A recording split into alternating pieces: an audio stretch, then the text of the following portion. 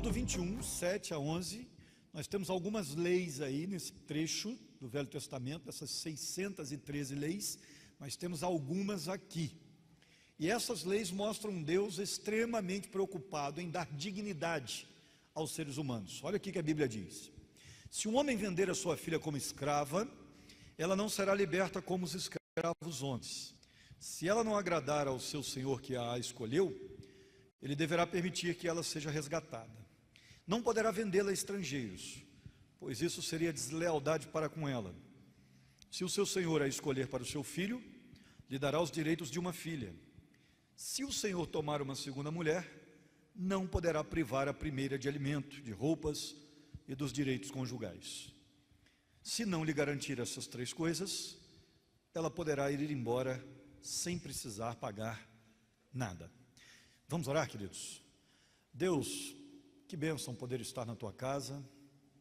Tu és o nosso grande amor e também o provedor de toda a nossa direção, de toda a nossa vida.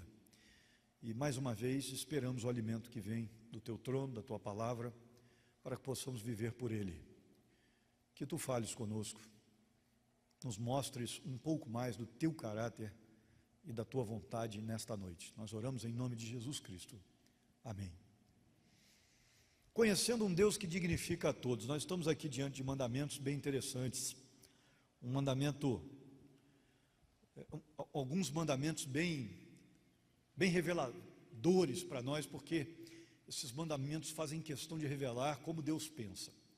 Eu acho que é o grande trunfo, eu penso ser o grande trunfo, o grande presente para nós, desse estudo de 613 mandamentos do Velho Testamento.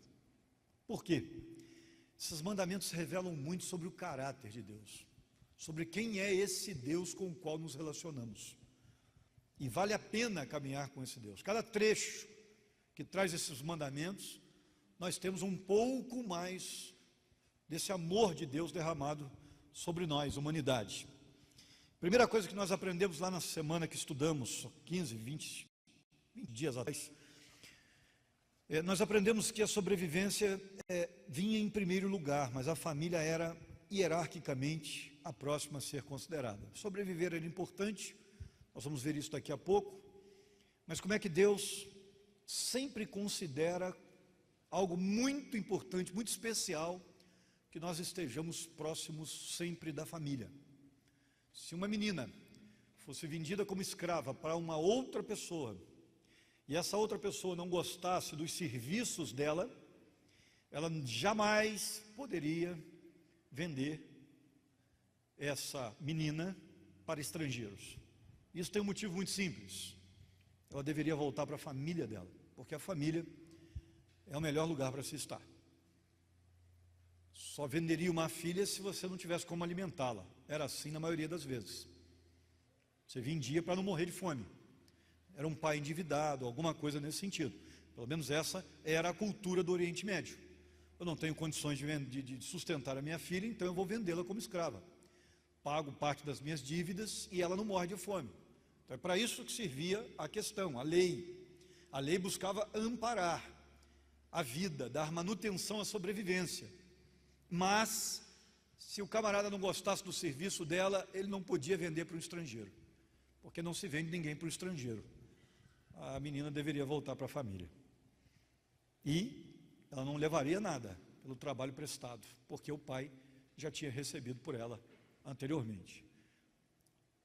É isso que nós temos aqui. Então esse Deus mostra para a gente a importância de uma criança crescer perto da sua família. E aí a gente vai entender outros mandamentos, como por exemplo a questão do divórcio, a questão do adultério, que pode gerar uma outra criança, que vai trazer para estranho criar. Porque quando você tem um divórcio, e aí a outra esposa assume os seus filhos, ou outro marido, e trata-os como filhos, você ainda tem um caminho mais fácil. Mas a questão das dificuldades de adaptação é muito real na maioria dos casos. E aí você tem uma criança sendo criada por um estranho, por alguém que não é o pai dela, por alguém que não é a mãe dela. Isso gera um caos, uma série de problemas. Então é por isso que essas leis existem, porque você tem motivos por trás das leis. Deus nunca tem uma lei simplesmente por ter, não é assim que funciona.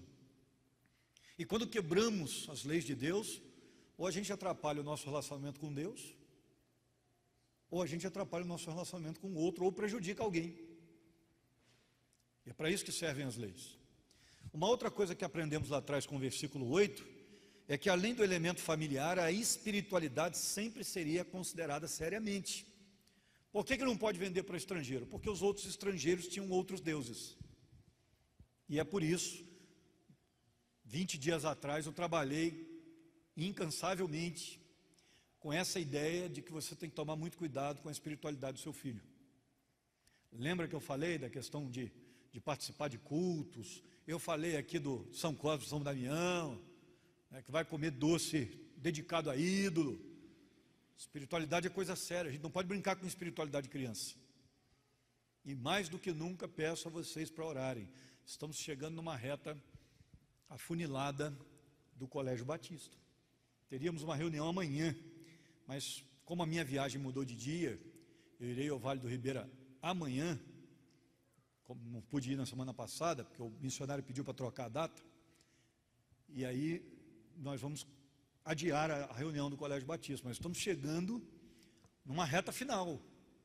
Já pensou que bênção? Seus filhos sendo educados conforme a sua doutrina. Já pensou nessa bênção? Justamente para amparar essa questão da espiritualidade da criança, que isso é fundamental para um bom desenvolvimento de uma vida com Deus, desde cedo, caminhando nos caminhos do Senhor. Fica muito mais fácil. Bem, hoje nós temos duas coisas novas para aprender aí. E a terceira delas, versículos 9 e 10, se o seu senhor a escolher para seu filho, lhe dará os direitos de uma filha. Se o senhor tomar uma segunda mulher, não poderá privar a primeira de alimento, de roupas e dos direitos conjugais. A situação é muito simples. Era muito comum acontecer de uma escrava se tornar esposa, fica muito tempo ali na casa, sendo criada por uma outra família, cresce com as crianças, e de repente um olha para o outro diferente e diz, por que não? Então era muito comum, pai, eu quero casar com a nossa escrava. Isso acontecia. Dizer que era muito comum também é exagero, não era tão comum assim, mas acontecia, do filho do dono da casa se interessar pela escrava da família. Isso era comum naquele tempo. Ele então acabava pedindo ao pai para se casar. E aí nós temos orientações claras aqui, porque se ela se tornasse esposa do filho do dono da casa, ela teria que ser tratada a partir dali como filha, não mais como escrava. E se ele se casasse com uma outra pessoa depois, porque a lei já previa a possibilidade dela não ter filhos, e aí o marido ganhava o direito da concubina, isso só foi permitido aos seres humanos no início da humanidade, porque a terra estava vazia e a ordem era crescer e multiplicar esse negócio. Então havia uma questão de honra muito séria, o fato de se ter filho, porque o filho dava perpetuidade, ou pelo menos continuidade histórica, ao nome do pai. Então era uma desonra muito grande você não ter filho, porque o seu nome acabava em você. E para a esposa, por conta disso, isso era uma humilhação, uma vergonha muito grande. E os judeus ainda tinham um agravante, porque eles achavam que Deus não dava filhos a determinada estéril, por conta dele estar punindo aquela mulher de alguma forma. Então ainda tinha esse aspecto espiritual que a pessoa tinha que carregar. Deus não me deu filhos porque alguma coisa Deus não se agrada em mim. Já tinha isso ainda. E religioso gosta de falar demais, né? Religioso gosta de falar demais, é um negócio interessante. A gente esquece dos fatores biológicos, a gente espiritualiza tudo, a tendência natural é essa. Aí alguém que tenta engravidar e não consegue, e está tentando engravidar tem 10 anos, e tem sempre um religioso para dizer, mas tem gente que não nasceu para ser mãe. Tem gente que não vai ser boa mãe, por isso que Deus não dá. Então a gente escuta uns negócios absurdos desses na igreja, né? Então a gente nunca deve fazer esse tipo de comentário. Isso nunca deve estar no nosso coração. Até porque cada caso é um caso e só Deus sabe por que não permitiu. Ou por que não interveio. Porque nem tudo que acontece com a gente é Deus quem determinou. Em alguns casos, Deus decide simplesmente só não fazer o milagre. Não foi nem Ele que determinou que não tivesse filho. Porque senão a gente tem que dizer que o câncer que se desenvolve é Deus que determinou também. Mas não é não, gente, a gente vai só envelhecer mesmo, tem que ficar doente para morrer. Senão só vai morrer de acidente.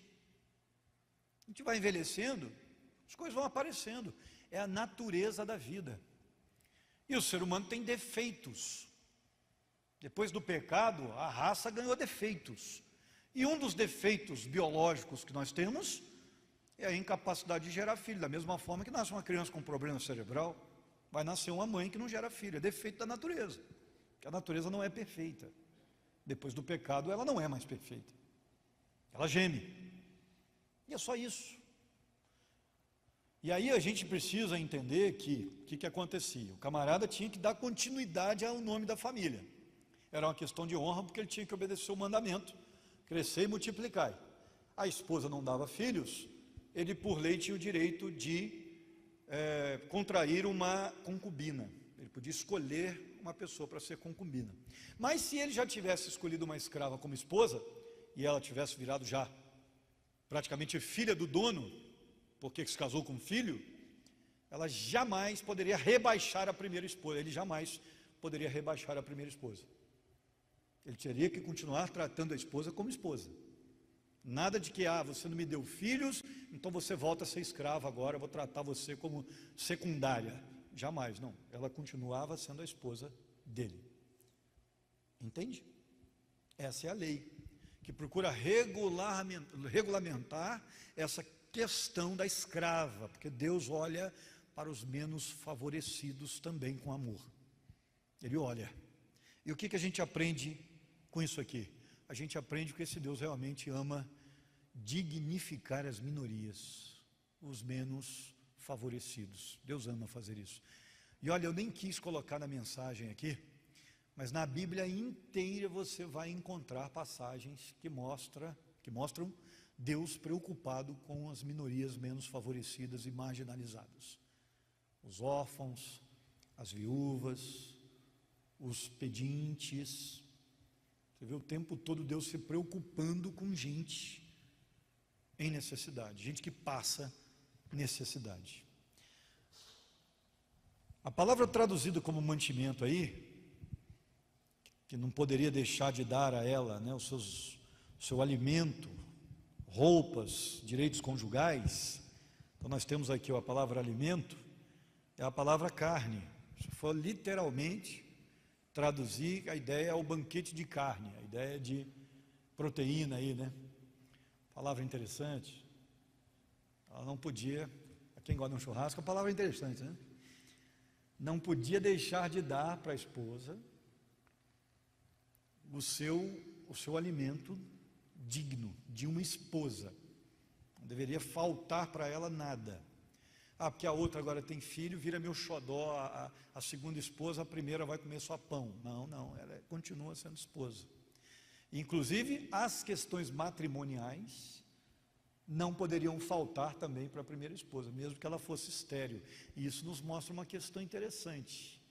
Já nas leis do Velho Testamento, essa ideia de sexo só para procriação é furada. Percebeu? Porque mesmo que ela fosse estéril, não pudesse ter filhos, que geralmente esse era o motivo para procurar uma concubina, a área sexual deveria continuar sendo alimentada. Tem alguém que vai dizer, não, mas é porque ela poderia engravidar também a qualquer momento. Está certo também. Essa informação, ela pode ser adicionada aqui. Uma escrava hebreia podia ter a boa sorte de obter direitos iguais aos das mulheres hebreias e se tornar então uma esposa e deixar de ser escrava. A lei regulamentava isso. Que legal isso. Perceber que esse evangelho caminha dessa forma, dignificando pessoas, né? Na liderança da igreja não é muito raro a gente encontrar alguém que fez uso da prostituição, ou que foi uma prostituta, e que se converte, e que se torna uma grande mulher de Deus. Na igreja em que eu me converti, havia uma pessoa assim, que tinha se prostituído, e um dia, com uma pregação na rua, ela se converteu, e se tornou uma líder da igreja. É legal, né? A gente perceber que Deus continua reformando pessoas, continua transformando pessoas. O próprio pastor de vocês é um transformado. Então, como é que é bonito esse evangelho que dignifica, porque Deus ama dignificar. De pegar uma mulher igual Maria Madalena, que tinha 7 demônios, que era prostituta, e que se transformou na maior líder feminina da igreja, nos tempos de Cristo. Como é bonito ver isso, esse evangelho que de fato só ergue pessoas, dá uma nova oportunidade. Não importa o tamanho do erro que você tenha cometido, o tamanho do buraco que você tenha se enterrado, há sempre uma nova oportunidade no evangelho de Cristo. Há sempre uma nova possibilidade de mudar de vida, de ser dignificado, de se tornar uma pessoa digna, de se tornar uma pessoa transformada. Sempre, sempre haverá. Enquanto você estiver vivo, enquanto você estiver viva, automaticamente você poderá ter uma nova vida em Cristo. Isso é lindo. A igreja poderia ser chamada de reunião dos dignificados, daqueles que foram dignificados, que ganharam uma nova oportunidade diante de Deus, que ganharam uma nova projeção. E isso é maravilhoso. Segundo lugar de hoje, quarto da mensagem, versículo 11 diz assim, se não lhe garantir essas 3 coisas, ou seja, alimento, roupas e direitos conjugais, ela poderá ir embora, sem precisar pagar nada. Por quê? Porque a vida é valorizada em primeiro lugar. Se ela percebesse que ia morrer de fome, que seria abandonada por conta de uma concubina que chegou, ela poderia ir embora. Era muito comum naquela época os senhores tratarem os seus escravos com abusos. Era muito comum descartar pessoas, deixar pessoas escanteadas pela propriedade afora, tendo que mendigar para comer, mas também elas não eram liberadas para ir embora. Então elas viviam nas cercas pedindo comida para quem passasse do lado de fora, porque o próprio Senhor não dava comida para o seu escravo. E para não acontecer isso com uma esposa, ela fosse largada ao seu próprio destino, a lei dava o direito para que ela pudesse voltar para casa, se ela fosse abandonada dessa forma. Porque a vida é muito mais importante do que o preceito da lei. A lei serve para abençoar vidas. E se ela prejudica alguém, já que está se regulamentando a escravidão, naquela época, na semana que eu preguei a primeira mensagem sobre escravidão aqui, 20 dias atrás, eu expliquei por quê que a escravidão foi legalizada. Essa legalização salvou muitas vidas, mas não tem sentido se a lei foi criada para salvar a vida e de repente a pessoa perder a vida porque foi feita escrava, né? Foi largada nos cantos lá. E a gente percebe que a gente não deve tratar ninguém assim. Eu tenho por hábito, vai trabalhar em casa. Você sempre tem que perguntar, né? É uma questão de humanidade. E aí, cara, você vai em casa almoçar ou quer almoçar aqui com a gente? De vez em quando as pessoas se assustam aqui com isso, né? Como assim? Você vai me dar almoço? Sim, eu vou fazer. Quem faz para 2, faz para 3, para 4, para 5. Eu só preciso saber que a gente faz almoço para vocês. E aí de vez em quando o pessoal fica assim, nossa, sério? É sério? E outra coisa, hein? É feijoada. Que a gente ainda dá uma força para o cara ficar, né? Bater um papo, conversar. E a gente automaticamente percebe que há uma alegria, nasce uma amizade. Isso é muito legal. essa valorização do ser humano, né? Eu já contei isso aqui para vocês, que uma vez eu fui num show evangélico, e fui até na época ouvir o Oficina G3, lá na cidade de Volta Redonda. A época que eu tinha idade para isso. Vandinho esses dias me chamou e falou: vamos lá no show da Oficina, já aconteceu ou não? Dia 29. Pastor, vou com a gente lá na Oficina G3 em São Paulo. Eu falei: cara, saí de Taubaté para ir a São Paulo, um show evangélico, não tem idade para isso mais não. Isso aí é para essa garotada aí mesmo. Hoje em dia não dá mais não. Mas saí da minha casa lá na cidade para poder ouvir a Oficina G3, aquele rock gostoso. Eu fui lá ouvir. E quando o show acabou, a gente estava saindo, eu vi uma pessoa pegando Coca-Cola, lata de Coca-Cola no chão e tomando o resto. Pegava uma latinha, balançava e tomava.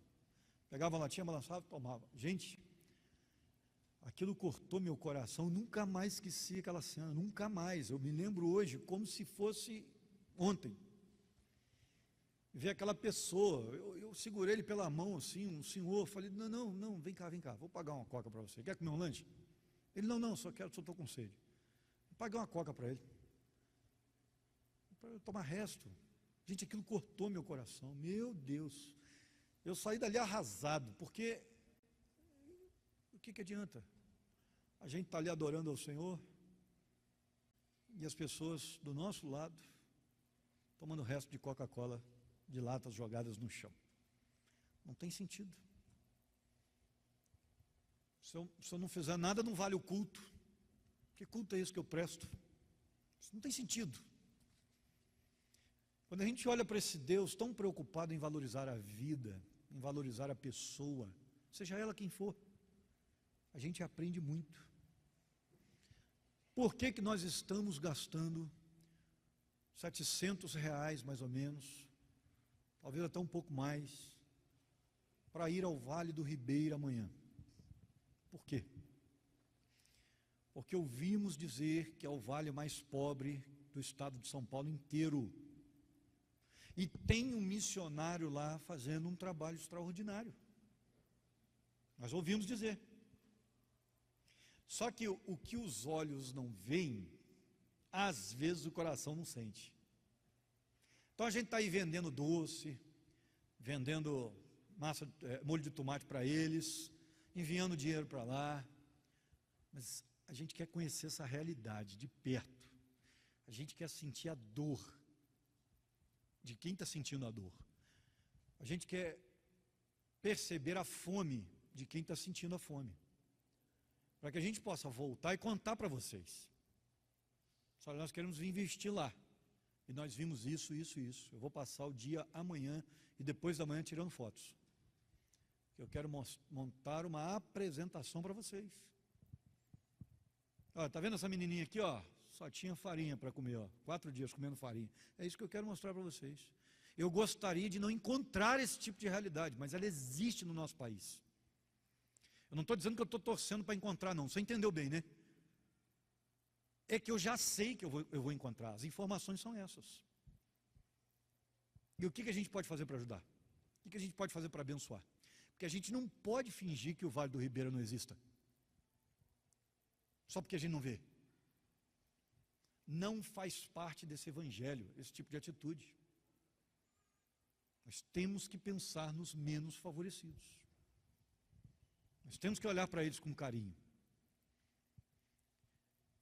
Irmãos, eu recebi semana passada em meu gabinete um irmão que virou para mim e falou assim: pastor, sou trabalhador, e é mesmo, eu conheço.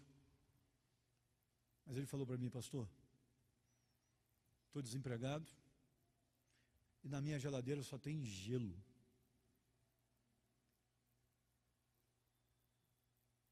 Como é que você não faz nada? Como é que você não toma uma atitude diante de uma situação dessa? Um irmão em Cristo, uma pessoa que está na batalha junto com você.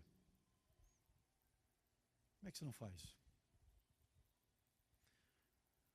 Nós precisamos olhar para os menos favorecidos e olhar com carinho. Em nenhum lugar na Bíblia você vai encontrar a proibição de você poder ter a sua casa, de você poder ter o seu carrinho. Não tem proibição para ter uma vida confortável, não tem proibição.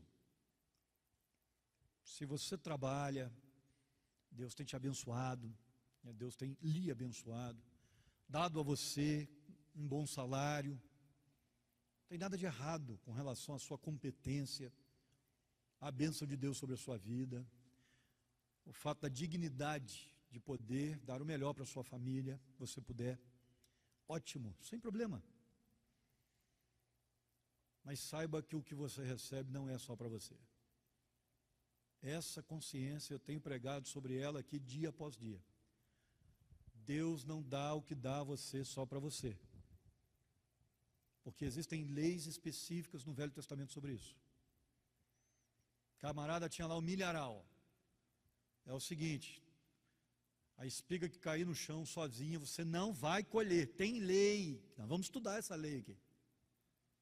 Tem lei sim no Velho Testamento. Por que não podia colher? Porque o cara faminto que passava procurando comida tinha que pegar essa.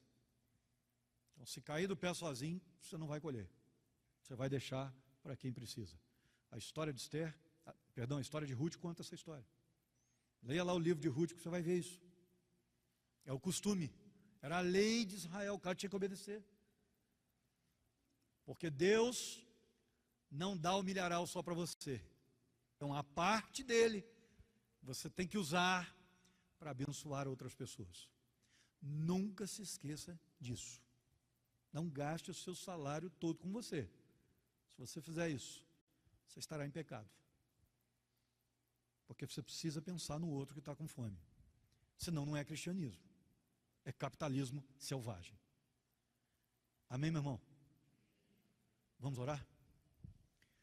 Senhor, que nós tenhamos esse coração na prática e que possamos crescer nessa compreensão mesmo de que o que Tu nos dás não é só para nós.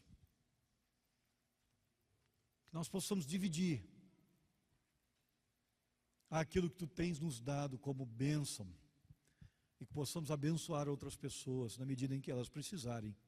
Nos dê, inclusive, sabedoria para que possamos perceber quando abençoar e quando não abençoar.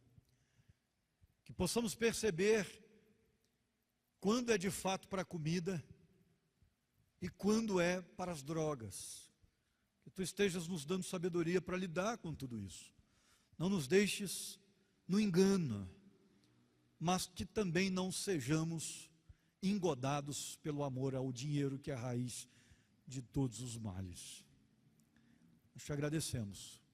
Continue falando conosco, à medida em que o Teu Espírito completa a Tua palavra em nosso coração.